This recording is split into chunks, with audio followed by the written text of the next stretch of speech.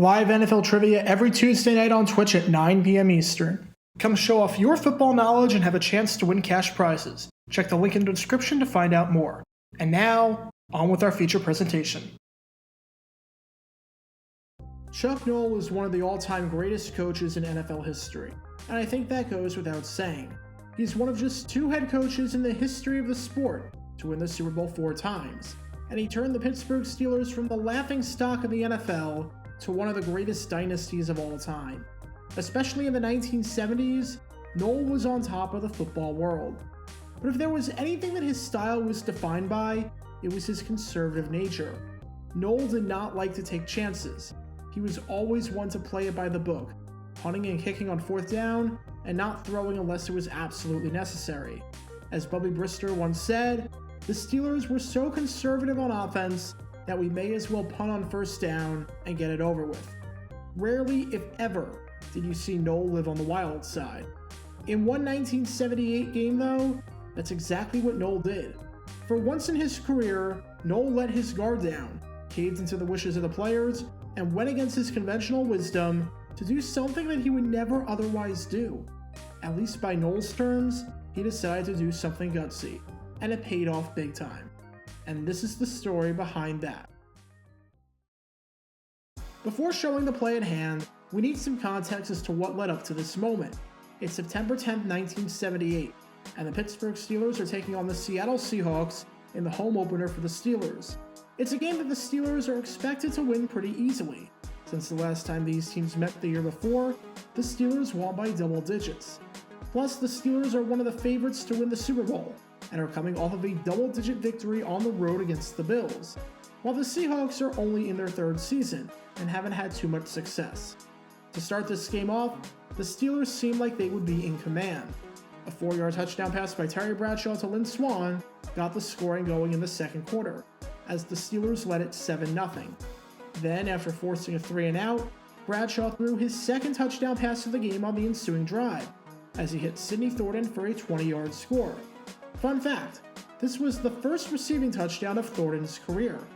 Pittsburgh led 14-0, and it looked like the rout was on. But to Seattle's credit, they hung in there and they stuck around. It seemed like they wouldn't be able to do that. After Jim Zorn fumbled the ball in the red zone, it was recovered by John Banaszak. The play got called back for defensive holding though, and the Seahawks would capitalize on their second life that they were given, as David Sims eventually punched it in from a yard out to cut it to a 7-point game. Pittsburgh squandered some opportunities here and there, most notably a Roy Gerela 50-yard field goal attempt that missed wide left, and a fumble on a kickoff that, fortunately for Pittsburgh, was recovered by themselves. But 3 quarters into this one, and the Steelers were only up 14-10. They're eventually able to get it into the red zone though. On 2nd goal at the 2-yard line, Franco Harris gets stuffed. And on the first play of the 4th quarter, on 3rd and goal, Harris is stopped short yet again. This sets up 4th and goal at the 1-yard line. Chuck Noll, without any hesitation whatsoever, decides to send his field goal unit out onto the field, much to the chagrin of the players and the fans at Three Rivers Stadium, who start booing him loudly. But what happens next just about surprised everyone. First, I think it's important to note that today, going for it on 4th and goal at the 1-yard line is to be expected. It's not a gutsy or a bold decision. Just about every coach in football would do it. But this is Chuck Noll in 1978 we're talking about. He did not take chances whatsoever. Chances in Chuck Noll are antonyms in just about every way possible. Consider this. By 1975, the goalposts were back in the end line, meaning that the only way to attempt a field goal inside 20 yards was to kick it at the 1-yard line or the 2-yard line. During that 1975 season, Roy Gerela attempted 4 field goals from inside 20. In a 1975 game against the Bears, Noll sent Gerela out in the 3rd quarter for an 18-yard kick. 1 week later against the Packers, Gerela attempted not 1, but 2 field goals from 19 yards out.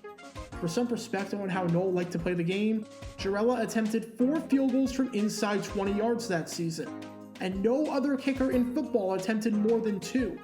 In fact, he had more kicks from inside 20 than every other kicker in the AFC Central that season combined.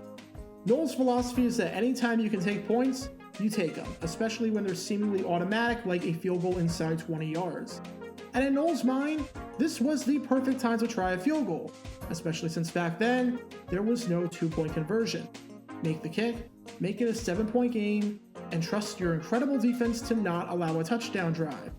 The worst case scenario is that the Seahawks tie the game, but there is no scenario where the Seahawks get the ball back and can take the lead on the very next drive. The players, however, did not see it this way. Terry Bradshaw called a timeout.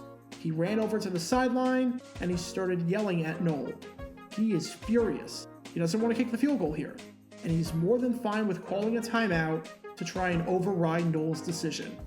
What's crazy though is that Bradshaw's strategy actually worked. He got the conservative Chuck Noll to change his mind. After the timeout, the Steelers no longer had their field goal unit out there. Instead, they had the offense. And on 4th down, Terry Bradshaw handed it off to Franco Harris. He crossed the plane, if just barely. It's a touchdown for the Steelers. Following the extra point, the Steelers led 21-10, and the game was pretty much out of reach. Pittsburgh would win the game by that scoreline, and oddly enough, this was not the last time that the Steelers would beat the Seahawks by a final score of 21-10, as that was the scoreline at Super Bowl 40. You can learn more about that game by clicking the card in the upper right corner. When the game ended, all the focus was on that 4th down decision, just because of how out of character that was for Noll to be gutsy and actually go for it. Noll said after the game, "I was going to kick a field goal, but our players wanted badly to go for it. Usually, if you want something badly enough, you get it. You make it work." Noll listened to his players and went against his conventional wisdom, and it worked out tremendously in the end, as that touchdown served as the dagger. And Pittsburgh would continue their momentum for the rest of the season, finishing 14-2 and winning Super Bowl 13, going down as one of the greatest teams of all time.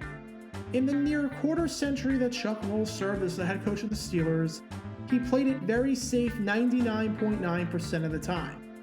But at least on this day in 1978, he showed that he could take a chance when he wanted to, or in this case, when his players begged him hard enough to do so. Be sure to like this video, ring the notification bell, and subscribe down below if you haven't already, as it helps the channel out a lot. And be sure to check out Twitch every Tuesday night at 9 p.m. Eastern for your chance to play NFL trivia and win cash prizes. Link in the description below. If you want to see videos like this condensed down to 60 seconds, then follow me on TikTok at JaredGator9 and subscribe to 60-Second NFL History on YouTube. Also, special thanks to all of our Patreon supporters for helping with the channel. Your support is greatly appreciated. See how you can become a patron and request future video topics in the description below.